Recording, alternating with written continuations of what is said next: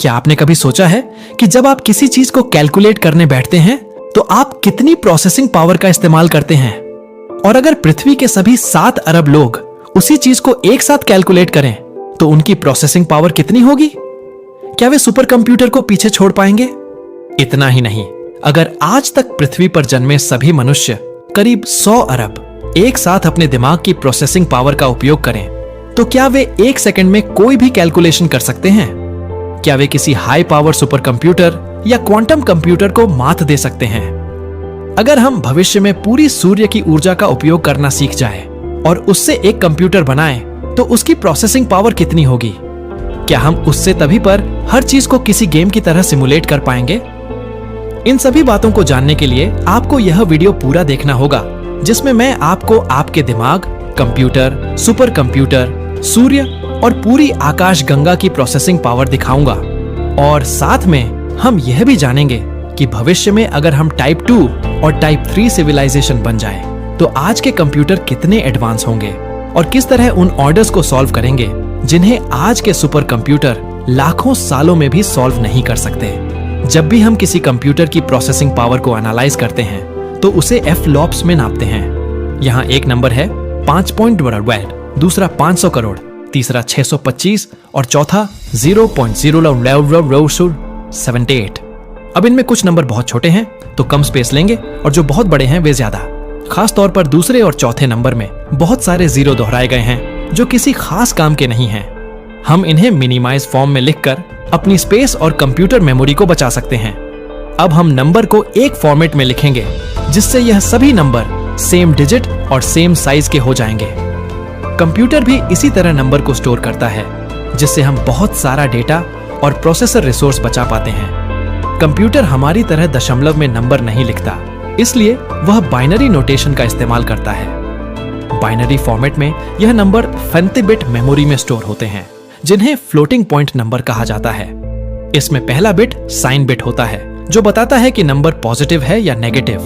फिर अगले 8 bit exponent bit होते हैं और बाकी के 33 बिट सिग्निफिकेंट डिजिट होते हैं जो हमारे दशमलव नंबर का मुख्य हिस्सा होते हैं। हर एक सिंगल नंबर को कंप्यूटर इसी तरह अपने सिस्टम में स्टोर करता है और इन्हीं फ्लोटिंग पॉइंट्स को ऑपरेट करके अपना काम करता है। एक सेकंड में जो कंप्यूटर जितने ज्यादा फ्लोटिंग पॉइंट नंबर ऑपरेट कर पाता है उसे उतना ही पावरफुल माना जाता है। अब तक आप फ्लोटिंग पॉइंट नंबर समझ चुके हैं, तो अब मैं आपको कंप्यूटर की कंप्यूटिंग पावर की उस दुनिया में ले जाऊंगा जो आपने पहले कभी न देखी होगी।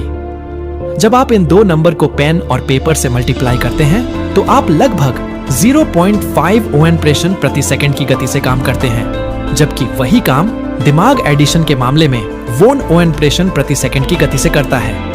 यानी जितनी देर में आप मल्टीप्लाई करते हैं उतनी ही देर में दिमाग 2 एडिशन कर लेता है। लगभग 5 एडिशन प्रति सेकंड करने का वर्ल्ड रिकॉर्ड इंसान का है। अब हम मशीनों की कंप्यूटिंग पावर की ओर बढ़ते हैं, जिसमें सबसे पहले आता है IBM 602, जो इंसानी दिमाग से 200 गुना तेज था। यह कंप्यूटर 1946 में बना था और इसकी स्पीड 200 फ्लॉप्स थी। इसके बाद आया 1971 में इंटेल का पहला 4 बिट माइक्रो प्रोसेसर इंटेल 4004। यह प्रोसेसर हाई लेवल कैलकुलेशन के लिए इस्तेमाल होता था और इसकी स्पीड करीब 92,000 फ्लॉप्स प्रति सेकंड थी, यानी इंसानी दिमाग से 92,000 गुना तेज, और IBM 602 से 460 गुना तेज। फिर आए इंटेल पेंटियम 4 और कोर 2 Duo, जिनकी स्पीड क्रमशः 5.6 गीगाफ्लॉप्स और 17.6 गीगाफ्लॉप्स थी। 2019 में लॉन्च हुए i9 प्रोसेसर और 10th जनरेशन i7 प्रोसेसर की स्पीड कोर 2 Duo से 34 गुना तेज है और ये 560 अरब ऑपरेशन प्रति सेकंड कर सकते हैं। लेकिन ग्राफिक्स कार्ड्स यानी GPUs इनसे भी तेज होते हैं। उदाहरण के लिए एनवीडिया का GTX Zen 80 Ti GPU, जो 41.3 टेराफ्लॉप्स 113 खरब ऑपरेशन प्रति सेकंड की स्पीड से काम करता है। अब हम बात करेंगे सुपर कंप्यूटर्स की।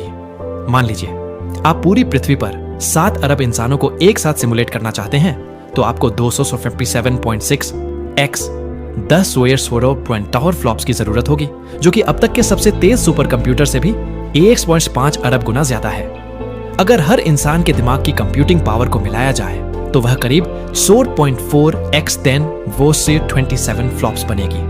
अब अगर हम टाइप 2 सिविलाइजेशन बनकर पूरे सूर्य की ऊर्जा का उपयोग करें तो हम डायसन स्फीयर बना सकते हैं, जो पूरी सोलर एनर्जी को कैप्चर करेगा और एक कंप्यूटिंग सिस्टम बनाएगा जिसे मट्रियोश्का ब्रेन कहा जाता है।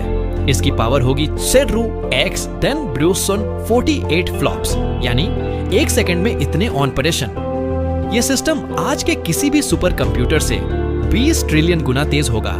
इससे हम पूरी सोलर सिस्टम को सिमुलेट और कंट्रोल कर सकते हैं। लेकिन अगर हम पूरी गैलेक्सी को कंप्यूटिंग सिस्टम में बदल दें तो टाइप 3 सिविलाइजेशन बन जाएगी और उसकी पावर होगी पाइप एस्टेक्स 10 प्रराव फ्लॉप्स, यानी सौर ऊर्जा से बने मट्रियोश्का ब्रेन से भी 12 अरब गुना ज्यादा। इससे आप हर तारा, हर ग्रह और हर जीवित प्राणी को सिमुलेट करके एक आभासी ब्रह्मांड बना सकते हैं। कुछ वैज्ञानिक मानते हैं कि हम खुद भी एक ऐसी ही सिमुलेशन में रह रहे हो सकते हैं जो किसी एडवांस्ड सभ्यता ने बनाई हो। खैर, यह विषय बहुत जटिल है और इस पर मैं अगली बार एक वीडियो लाऊंगा। अभी के लिए हम सिर्फ कंप्यूटिंग पावर को समझ रहे थे और यह जान रहे थे कि मशीनें कैसे काम करती हैं। उम्मीद है आपको यह वीडियो पसंद आया होगा। कमेंट करके जरूर बताइए।